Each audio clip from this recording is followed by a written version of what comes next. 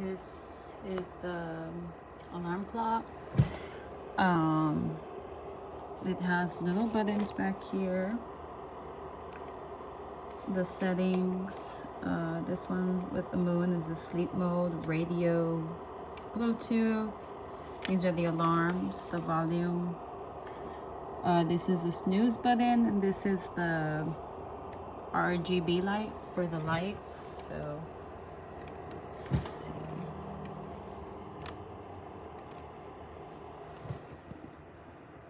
That's it on, or at least the setting I have it on. It's really bright. I use it for my 6-year-old daughter. This is the bedtime mode. So you can change it to play like a lullaby, or it has other soothing sounds.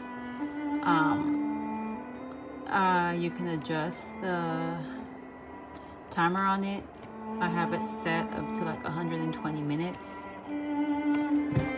If you press it again, it just turns off. It's really easy. It's convenient.